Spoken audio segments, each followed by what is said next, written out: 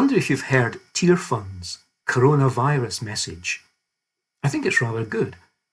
Only 12 words. Stay at home, keep your distance, wash your hands, have good theology. It's that last triplet of words that makes it different from the message given through secular media.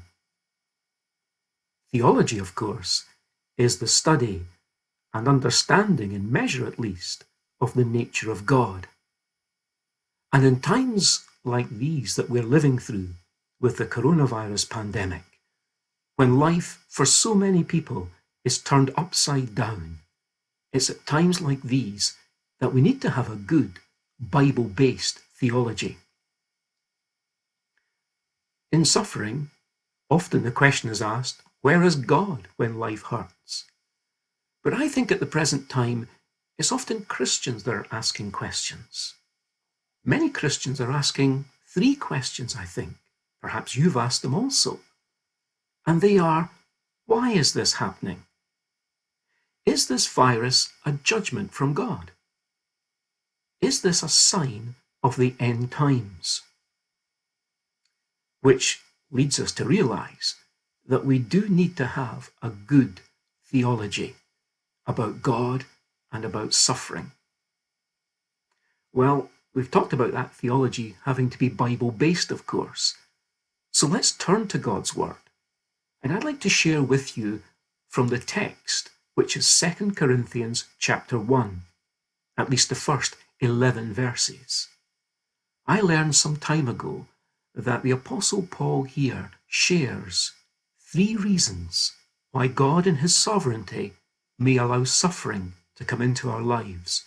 And I'd like to pass it on and share it with you at this time. So 2 Corinthians chapter 1, please. And initially, I'd like to read 5 verses with you, from verse 3 through verse 7. And I'm reading from the NASU again.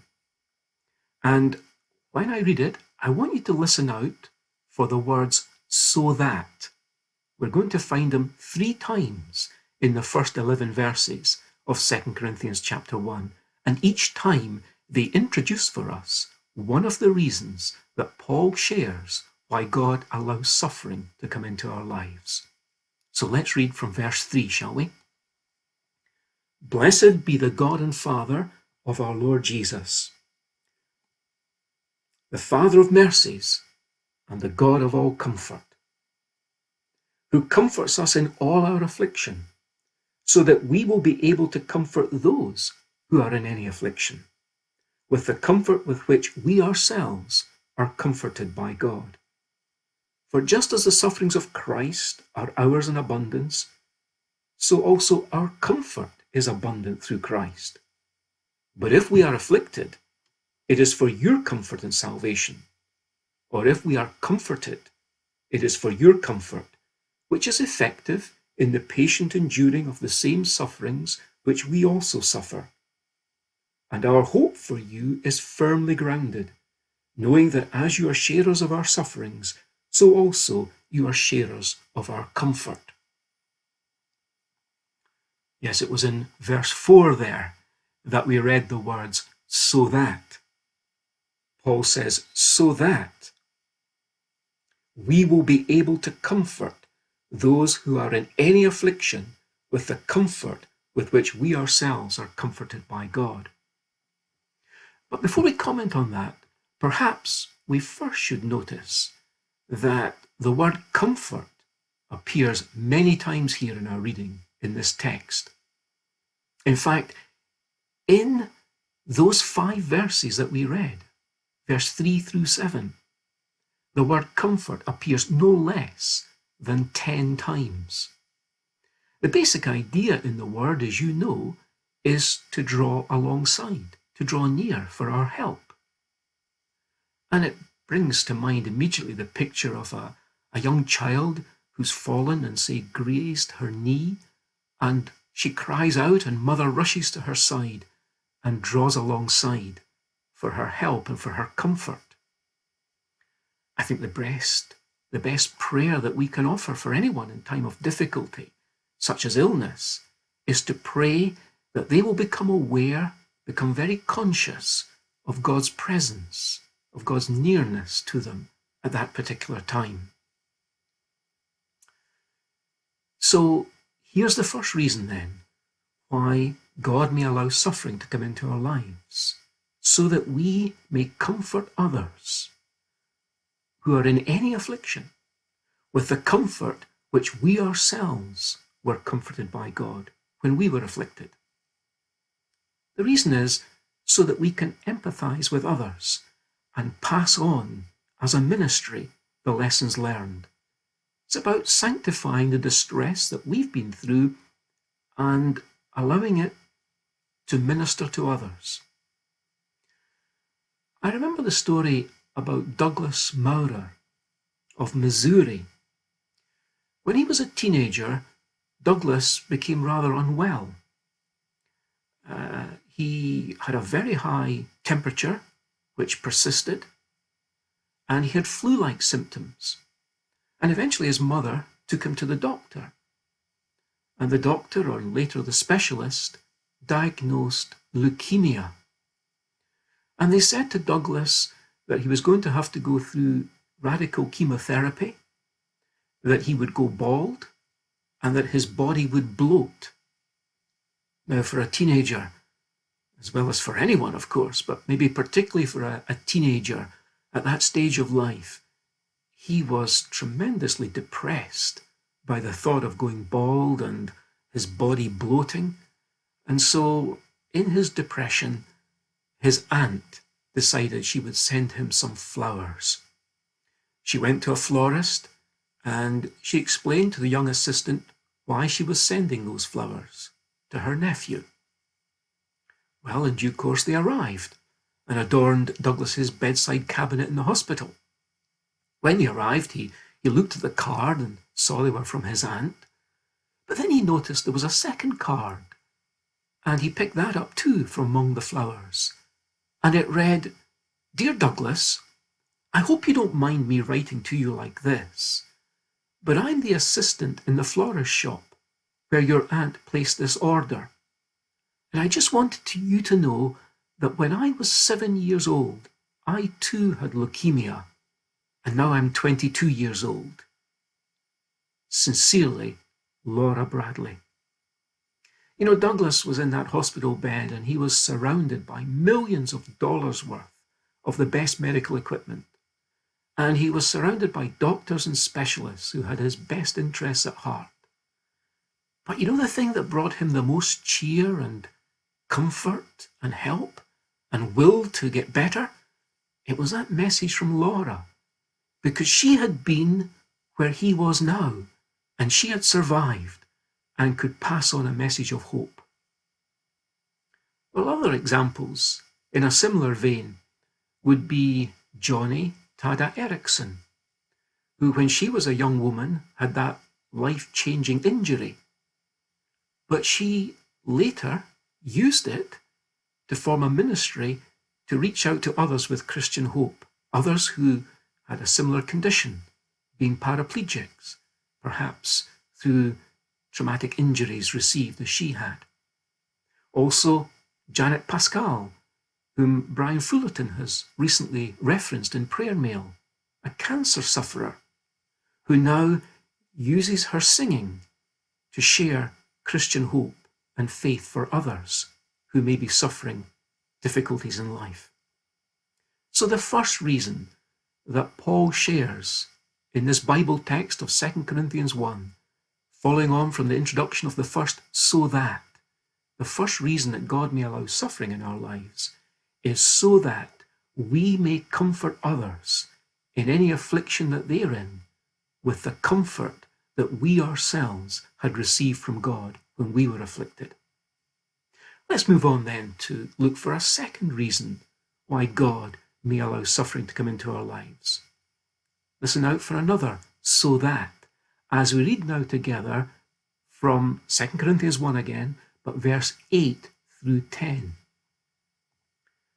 "For we do not want you to be unaware, brethren," Paul says, "of our affliction which came to us in Asia, that we were burdened excessively, beyond our strength, so that we despaired even of life.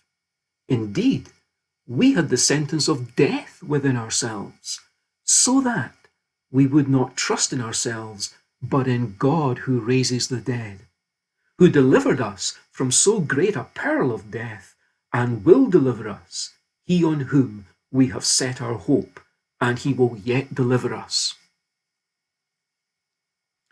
So the so that we find in verse 9 is so that we will not trust in ourselves, but rather in God.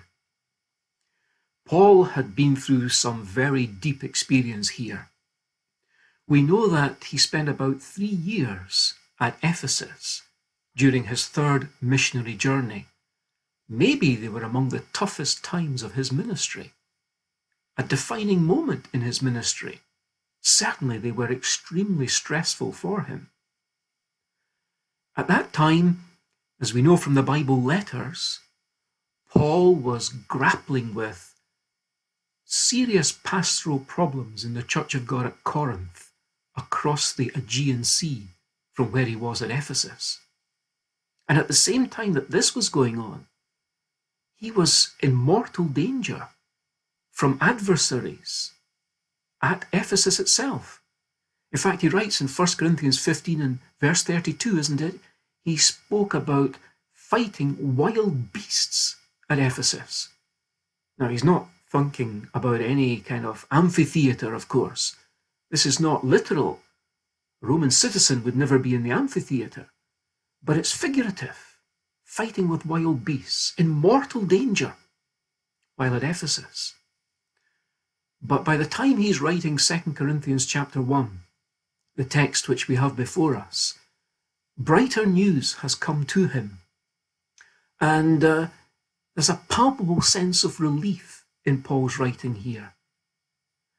And it's as if he wears his heart on his sleeve as he writes this letter. He said, we had the sentence of death in ourselves, you know. We thought we had come to the end of the road. But God intervened, and it was like life from the dead, delivered from such a great peril of death. But it was all God's doing. Paul had learned not to trust in himself in any degree, but to trust wholly upon God. I'm reminded of Robert Louis Stevenson when he told of a ship that was in danger of a rocky coastline in the midst of a great storm. The announcement had been given that all passengers were to go below deck and stay firmly below deck. And the steersman of the ship alone was battling against the waves on deck. But one passenger, as they were being tossed around, and very worried as all the passengers were below deck, one passenger decided he was going to risk it and brave the element, defy orders, and he opened the hatch and he crawled out and he dragged himself across the deck to a point where he could see the wheelhouse and he could see the pilot grasping that wheel unwaveringly and inch by inch turning the wheel back again and again out to sea to keep the ship from going onto the rocks. At one point, the pilot saw the passenger and briefly smiled at him. The passenger then turned, crawled back across the deck, and went below deck again and spoke a message of cheer to the other passengers. He says, "I've seen the pilot, and he smiled at me. All is well." It reminds me of the message that we have in the Psalms. The psalmist, often in danger, spoke about seeking God's face in prayer. And there he renewed his perspective so that he could smile at the storm. And that's what we can do too. But you know, Paul realized that he was in mortal danger here, and it deepened his trust in God. The suffering that God permitted deepened his trust in God. You know, it's easy for us in times of ease and comfort to be lulled into a false sense of security and self-sufficiency. But when something like this corona pandemic comes along, then we realize just how helpless we are and how much we need God and to depend on Him. And so the second reason in our text why God may allow suffering to come into our lives is to deepen our trust in God so that we might lean all the more heavily upon Him. You know, someone has said, and it sounds like a bit of a cliche perhaps, that safety is not the absence of danger, but it is the presence of the Lord. It may be a cliche, but the psalmist would tell us there's a lot of truth in that. Safety is not the absence of danger. Paul was in great danger here, mortal danger. But his deliverance was sensing the presence of the Lord and deepening his faith and trust in God. Another reason why God allows suffering in our lives. But we must now come to the third reason in our text in 2 Corinthians chapter 1.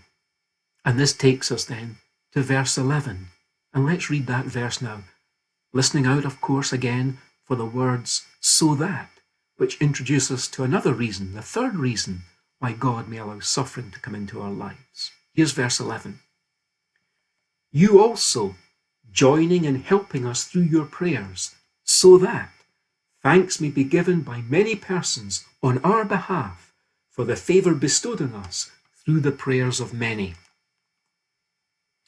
So the third reason that our text shares is so that, in retrospect, we might look back on the hardship and give God thanks, and other people will have cause to give thanks to God also.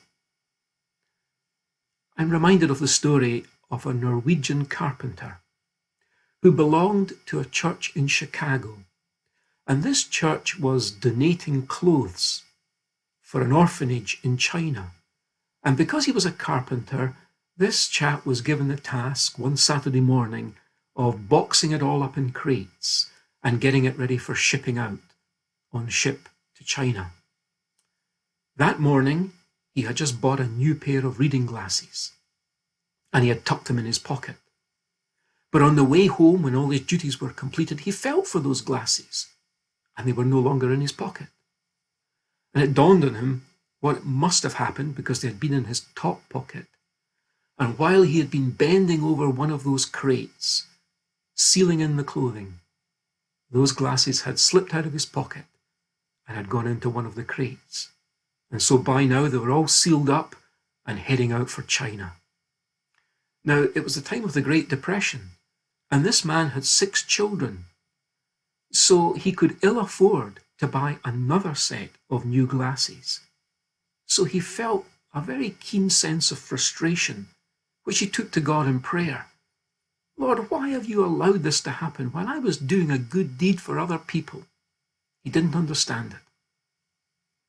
But many months later, the manager of the orphanage in China was home on a sabbatical, and he was going around the various churches in the US that had supplied clothing for the orphans.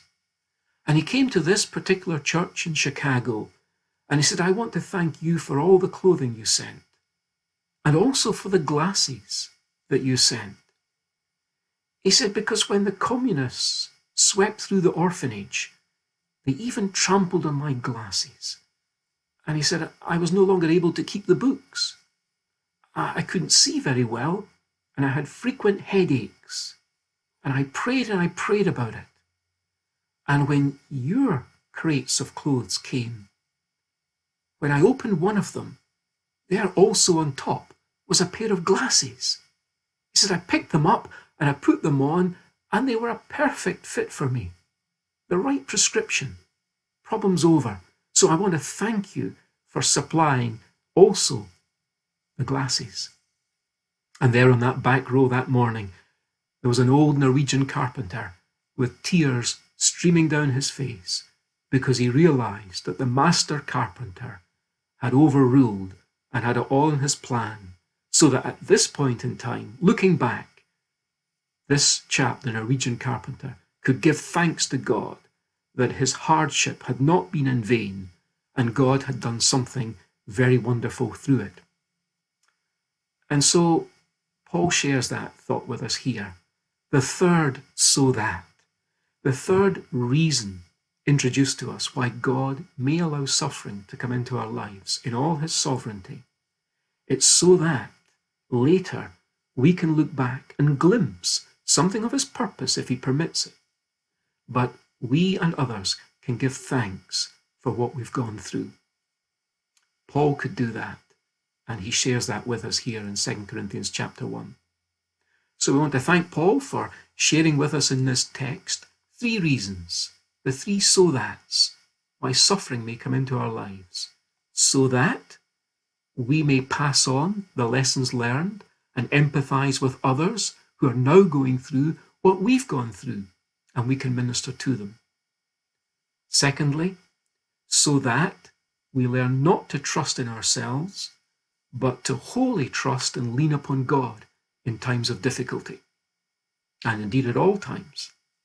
And thirdly, so that we can one day look back with thankfulness to God for being with us and bringing us through such trouble and even glimpsing his purpose in it. So thanks for the opportunity of sharing with you this Bible text, spiritual insight for troubling times.